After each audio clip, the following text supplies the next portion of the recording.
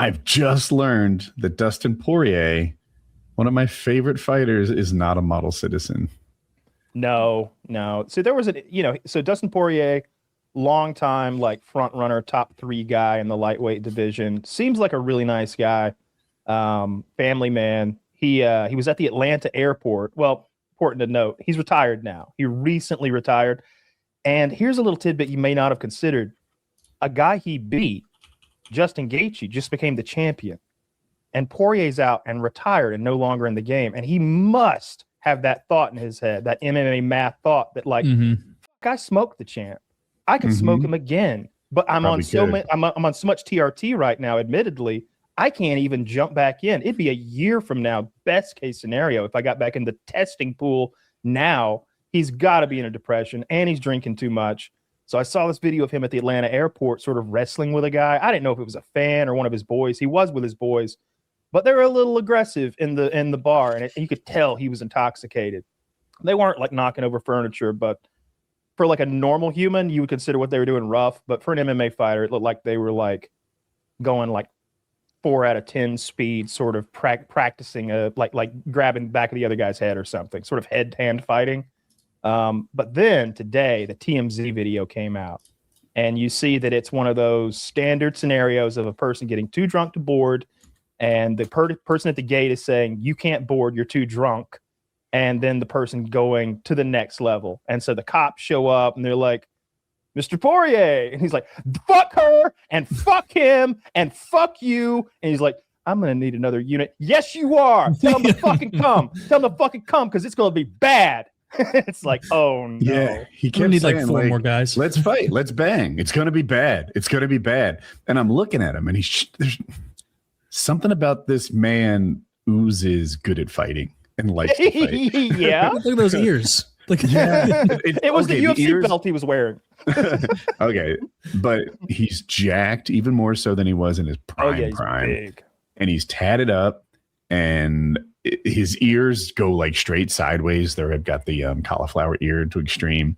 And the guy's like, no. And he's walking backwards. He's like, "What, you gonna tase me? You gonna tase me?" He's like, no, let's say.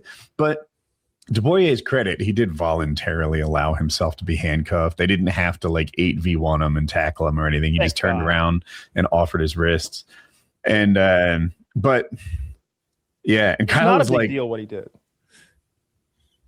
It's not a big deal. Dude, in the world of UFC arrests, I feel like most of the time it's like so-and-so sexually assaulted this person, or this person beat their wife. Or, that's not MMA arrest. That's professional sports arrest. It's not that big a deal. Having said that, me telling some sort of security official that I want to fight him would be the worst thing I've done in my life. I've never done anything as bad as we're apologizing on behalf of him for. That is by far the biggest crime.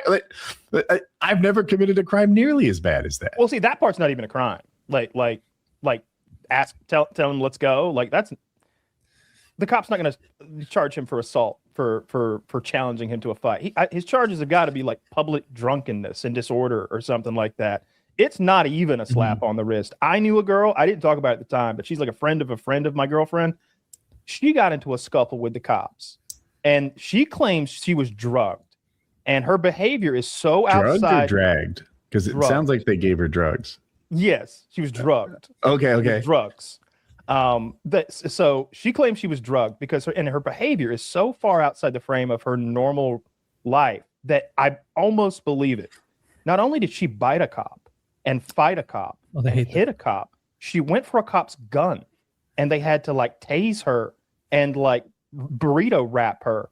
When I heard those charges, I just had finished my probation, and I was like, honey, your girl's done. She's done. I'm like, they're going to hit her with like 3 felonies, and like a couple of them are going to be extra serious. And like, if that cop like makes it assault and battery on a law enforcement officer, and if there's drugs in her system that aren't like the make you loopy and kill cops kind of drugs, they're going to hit her with that. I'm like, she's doing a year. She's doing a year or something. And then like 2 or 3 of like probation or something. She's fucked nothing. She got nothing. She got nothing, Woody. Nothing. And I'm over there like, pouting. you're like calling the police department, the DA, being like, "Hey, I think something might have slipped across your desk." Like, yeah, just to make sure it didn't get lost in the shuffle. I called the federal prosecutor, like, "Hey, remember me? I got one for you.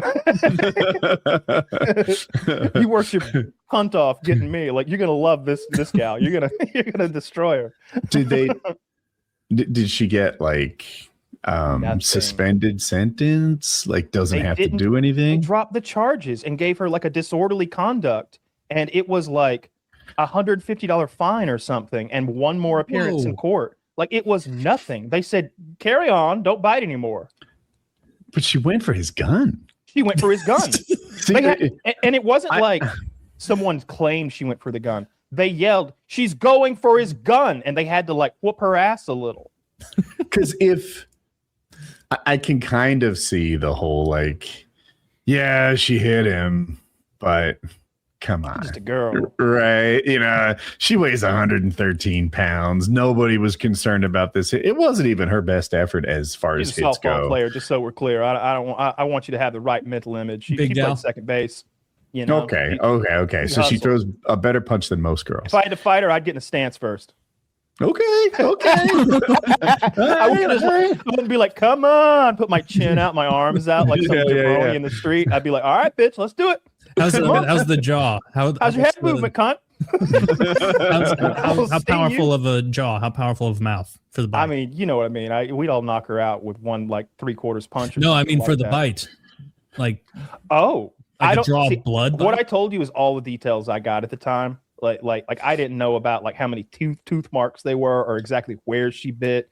Just the fact that she bit, hit, and went for a deadly weapon. I was like, she's done. Okay. So for all we know, she could have done that thing that like playful dogs do where they like act like they're going to bite you, but they're really just placing your wrist. It wasn't that. Like, nah, it wasn't that. She admitted she was like, I was chunked. And she was like, I don't remember most of that. I don't remember going for a gun or hitting a cop. She's like, I got drugged. And so who knows? But she thinks she was drugged before the police got there. Yeah. Mm-hmm. She thinks that all of her behavior is due to like she doesn't normally drink to excess and like fuck around in the street. She's a 30-year-old woman. So like it's the whole thing is out of behavior. Like she was drinking at a bar, but then things took a left turn that was weird. So I think I incorrectly filled in a blank. I don't know if any listener did, but when you said they drugged her, I'm like, she accused the cops of drugging her. That's why I thought they dragged her, because cops do that. Like they will drag you. Yeah, they're kind of draggers. But what I'm getting at with that, Dustin Poirier, quite celebrity in Georgia. I think he'll be fine. They'll hit him with like a drunken disorderly charge, and it won't be a big deal at all. He'll be well represented. Like there won't be a court case. Yeah. He's fine. He didn't physically. What was funny though, did you see Colby Covington's attack? What? Colby Covington is the man. All right. Okay. He was the one who was attacked. He was the one who made the video attacking Dustin Poirier. He was like, "Happy Father's Day to Dustin Poirier. Found a way to get drunk and disorderly and get his ass arrested on Father's Day 1,000 miles from home. Probably should have had one of these. A 0 alcohol by volume, like 1-shot beer. If you had a few of these, you won't act like Louisiana swamp trash. Sorry, kids." It's like, fuck, you're not even a fighter anymore. You're not even on the roster anymore. And he's retired. He's just in it for the love of the game. He had a brand deal in the middle of it for a non-alcoholic beer. It was, he's wearing a shirt that says "Real American Beer," holding a can of it. Yeah. That's marketing 101. That guy is a G. I really respect Colby's game. We were talking about high-end trash talk, and so Josh Hockett said Michelle Obama is a man, right? Yeah. And most people, I think that didn't go over very well. Even the Republicans were like, "What are you doing? That doesn't seem called for." But in that, you said the bar is really low. And I'm like, Chael Sonnen had actually good lines you'd be proud of. And I just saw him today. He picked a fight with the country of Brazil. We remember this. He was always going on about the horse feeding to the bus and whatever. And he's like, they asked him about Brazil coming after him. And he's like, Brazil can come after me all they want. They come at me with their blow darts and other jungle tools. Send anyone you want, but don't send anyone you want back. And I'm like, motherfucker's good at this. He's good at this. That's a sick line by any standard. In my defense, I didn't know Brazil had internet. How did they watch that video of me? That's a pretty said that too. Someone must have dictated it and painted it on a rock. Number 1. Number 2. Pizza pie in my eye. Oh my. Just like